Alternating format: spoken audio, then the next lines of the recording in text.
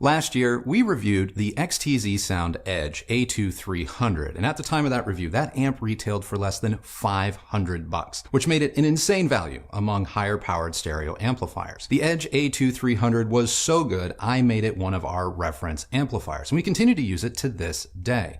But now there's a new amplifier from XTZ, the A2-400, but is it worth double the price? Well, go ahead, subscribe, and hit that like button, and let's find out.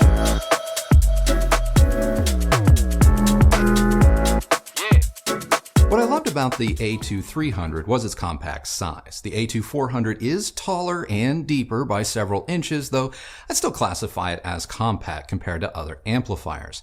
Now the 400, like the 300, draws its power from an ICE Power Class D amplifier, only now it's rated at 220 watts into 8 ohms and 420 watts into 4, which is 70 more watts into 8 ohms and 120 more watts into 4 over the smaller 300. You can switch the 400 into bridge mode, making it a mono amplifier and turning it into an 800 watt powerhouse. Around back, you'll find more updates, balanced inputs, RCA loop out, and additional auto power on-off functionality. The A2-400 keeps the understated vibe of its predecessor, but the larger size looks more balanced and purposeful visually, at least to me. There are no flashy meters or displays to attract and impress audiophiles, but there's nothing garish to detract either. Because of its size, it's easily hidden from view, and I wouldn't be surprised if the vast majority of customers chose to tuck it away rather than display it. Now we have two A2-400s in-house, and as a result, we've been able to test it as both a stereo amplifier as well as a mono one. The amp sounds and performs the same as a stereo or mono amplifier, so unless you just need a ton of power, you will likely be just fine with a single 400 in your system. That said, I quite appreciate how easy and straightforward it is to turn the XTZ into a mono amplifier at the flip of a switch and just a small change to your speaker cable connection. With respect to the A2-400 sound, it's very similar to that of the A2-300, though in direct comparison, the 400 does seem to extract just a little more control in the bass from loudspeakers and have a slightly, emphasis on slightly, smoother top end.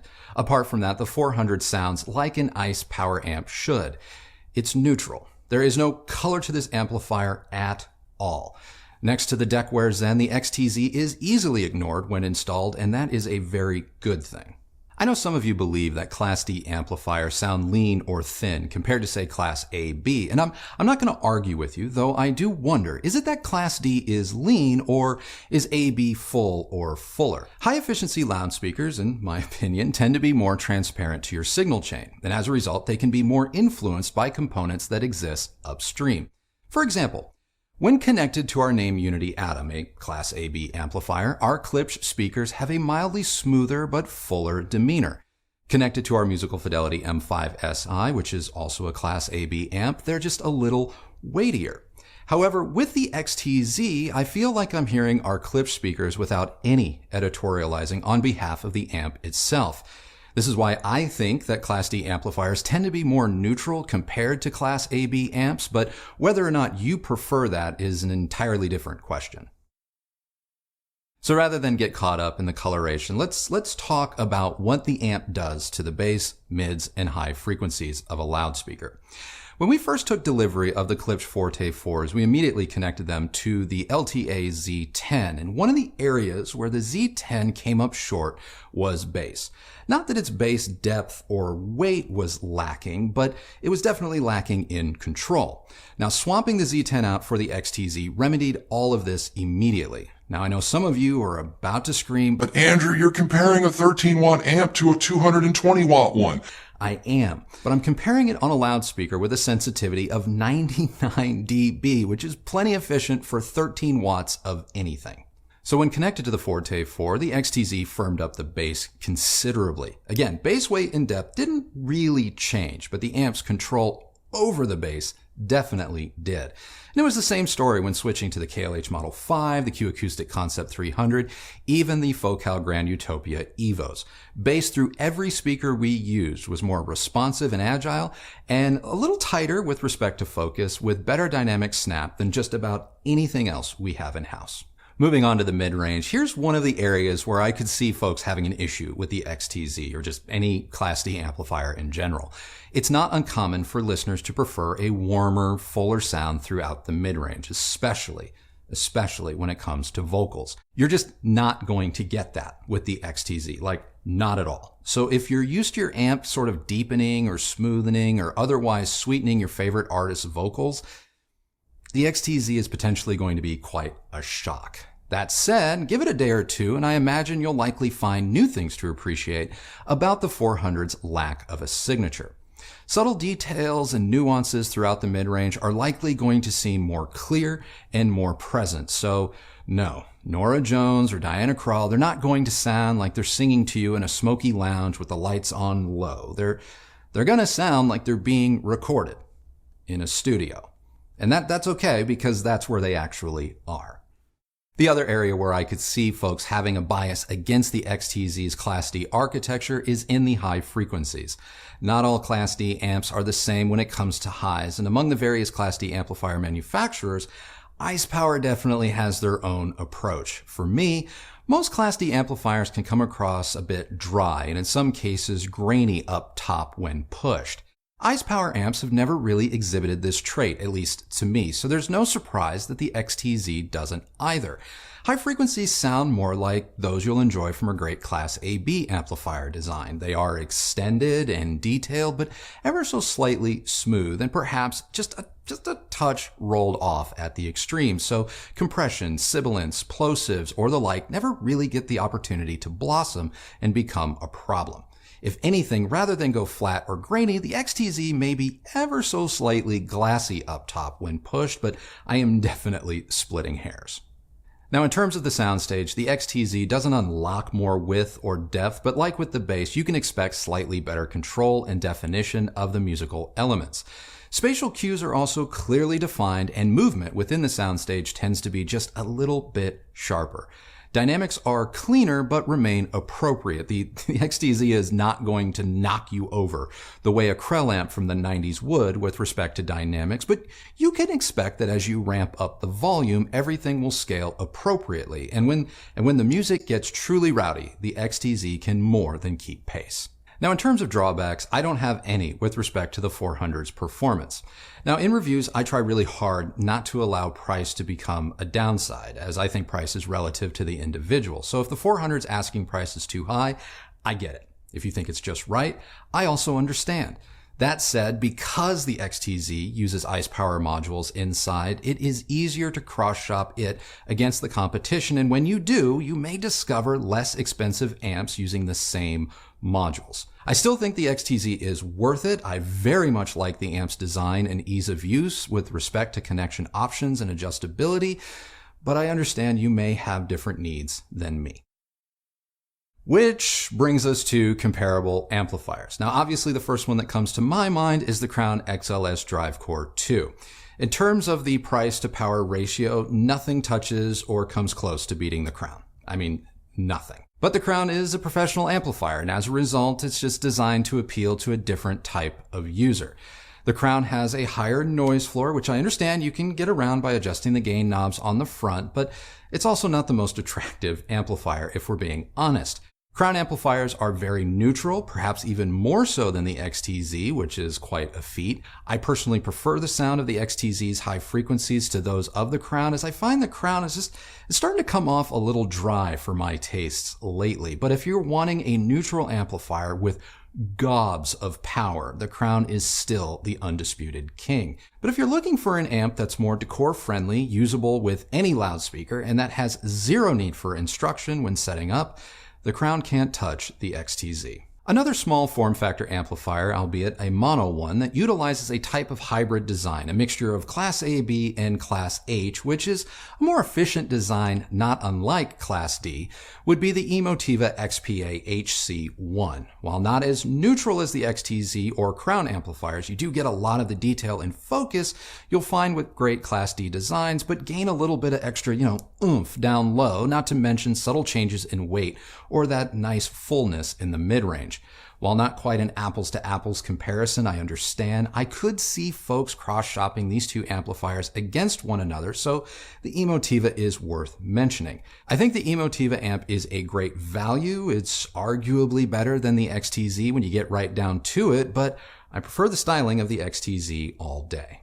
Besides the crown, the 400's biggest competition is likely the A2-300 itself. It is a great amplifier and arguably an even better value.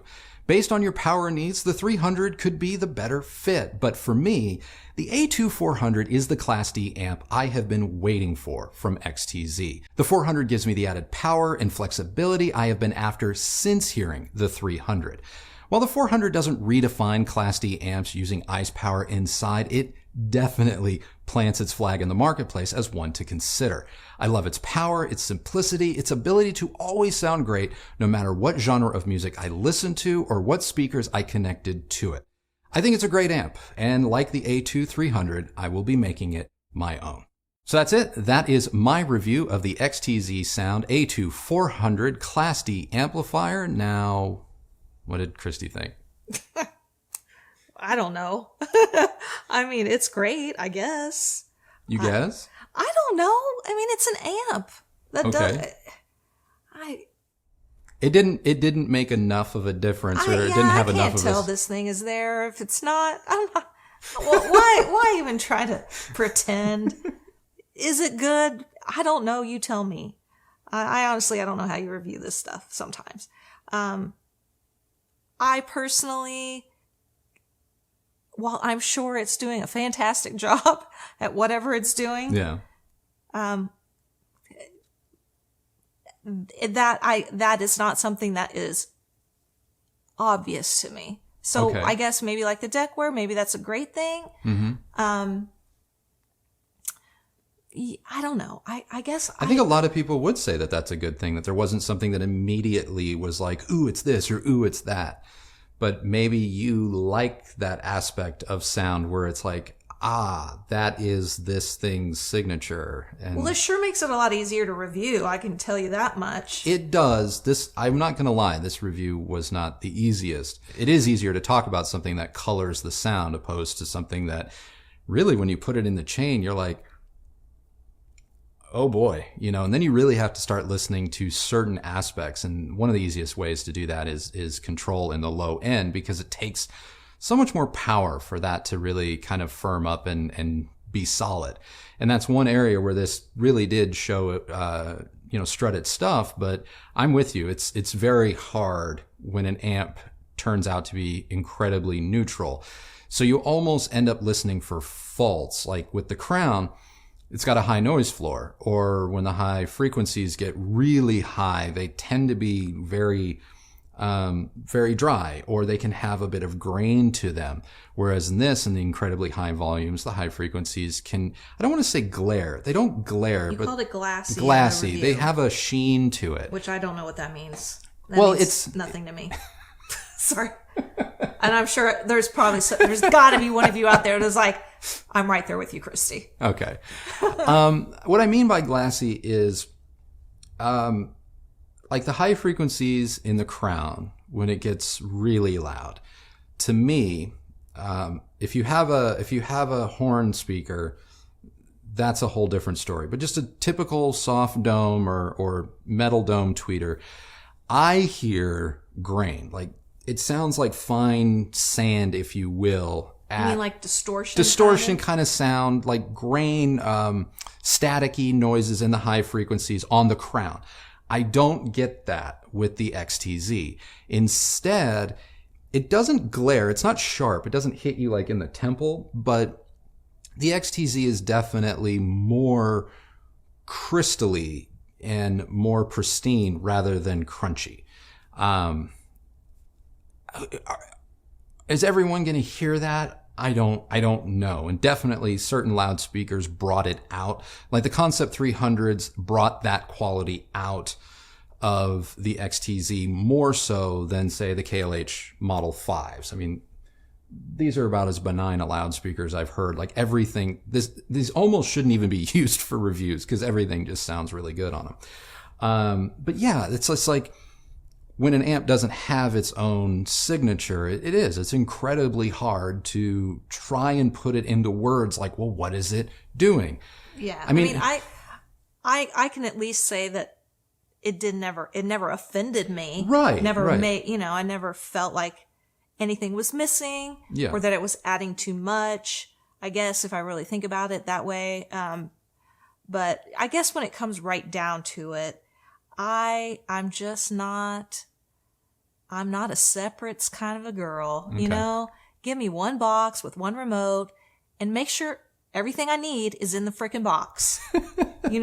Like I don't want to buy something that's like, oh, well, no. Oh, guess what? I know you just spent $1,500 on this, but you also need this other little dongle so you can turn the TV on. Get the hell out of here. Seriously, we're in 2021. Yeah. Let me turn the TV on, the speakers, let me hear sound out of everything with one remote. Is it really that hard? I don't think it is. You're just holding out on me. It's harder than people want to admit. It's harder than people would think. But yes, we've gotten it down. Yeah, not today. We've got cars that can drive on their own. This is true. If you can do that, then you can give me one freaking remote that controls, basically everything. You know what? One thing that's going to be interesting though, in a couple of weeks, we are reviewing another class. It is a Class D amplifier. It's another product with Class D inside.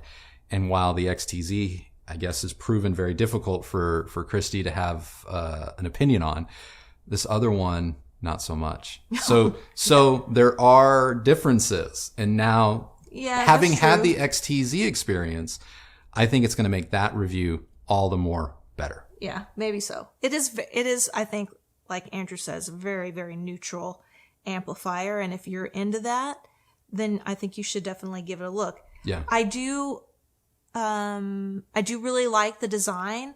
Yeah, it's simple. It's simple, but it's kind of streamlined, so to speak. Nothing, I don't know. The crown is just... Okay, we can beat up on the crown all day. She's made it a little side hustle of hers, finding new ways to insult the crown.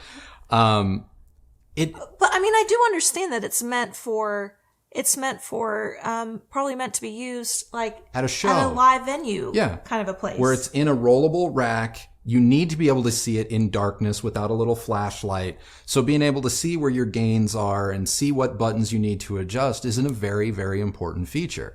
And the fact that it has fans inside, although my fans have literally never come on once, isn't a big deal when you're out in an audience or behind stage, because no one in the front row is going to hear the little fan. So it's not that big of a deal. Can you use a crown amp in a consumer system? Of course you can. Of course you can. I've been showing you how to do it for a decade. But if you're looking for a high-powered Class D based amplifier that, like I say in the review, you can just kind of plug and play, the crown is not what I would turn to first, in which case you can go with the XTZ. But there are others out there. Emotiva's gotten into the Class D game. Wired for Sound, Bel Canto. I don't think New Force is around anymore, but I could be wrong about that. Needless to say, Class D is gaining in popularity. I mean, there are hundreds of like $100 little Class D chip amps on Amazon all day long. Those are not the same thing as here, but yes, Class D does make it possible to get quite a bit of power for very little money. But I'm going to argue that ICE Power, that was, I want to say that they're now completely separate from Bang & Olufsen, but that was a Bang & Olufsen project at its beginnings. It really shows that they are one of the pioneers, and I think they managed to retain all of the things that people have come to expect from sound reproduction through Class A or Class AB in bringing it to Class D without any of the cheaper type of systems and their drawbacks. Honestly, it wasn't until DriveCore came out from Harman that I ever really consider something not ICE Power. DriveCore is insanely good. It's so good. So yeah, unfortunately, drive core is only going to be found in Harman products, whereas ICE power is able to be used. Whoever wants to basically pay for the license or buy the amp chips, you can have ICE power. So, and there's more to it than just the ICE power module. Obviously, there's output stages and all this other stuff, and the type of wiring you use inside if you want to go to that level of nuance. But I think XTZ has really built a very solid platform here. And while not the A2-400, at least, I want to say the A2-300 is still among or right in line with some of the more affordable ICE module based amps of that power. The A2-400 is not the cheapest one I was able to find, but it is not by any means the most expensive. You kind of have to decide for yourself what makes sense for you. When I first took delivery of our A2-400s, I thought that they were a little bit cheaper, to be perfectly frank. So I was listening to them over the last couple weeks and maybe even months now, thinking like, guys, this is no brainer. And then when I double checked and I was like, oh, $1,100, that's getting up there. I still think it's worth it, but you can get a lot of performance for $1,100 from a lot of different places and a lot of different outlets. But for those of you that chime in on the comments all the time about like, will this drive my Maggies? Will this work with Magnapan? Will this work with this? Will this work with ELAC? This is the amp you should be considering. If you want to go Class D and you have a thirsty speaker like that, this would be that amplifier. Now, I know in this review we talked about clips a lot and high efficiency loudspeakers. You totally do not need an amplifier of this power for something like that. But unlike Crown, the XTZ amps are insanely quiet, so you can use them with a high efficiency loudspeaker and you're not going to get hiss. This is the second quietest amp we have in-house behind the deckware. And that's saying something, because the deckware, if the tubes didn't occasionally like crackle because of just heat, I wouldn't even know that the deckware was on. And I feel very much the same way about the XTZ. But apart from that, it's just solid. It's just solid for what it is. You just have to decide if that little bit of a premium over what you may be able to find elsewhere is ultimately worth it. At least for me. Do you have anything else you want to add? Nope, I'm good. You're good? Yep. Okay. Well, that's it. That is our review of the XTZ Sound A2-400 Class D power amplifier. Now it's your turn. What did you guys think? Let us know down in the comments below. And while you're down there, I have a question of the day for you, and it is, do you like Class D amplifiers? And if you don't, what keeps you away from them? Let us know down in the comments below. If you like this video, please do give it a thumbs up, like, and subscribe. Ring that bell so that you're notified when new videos come out.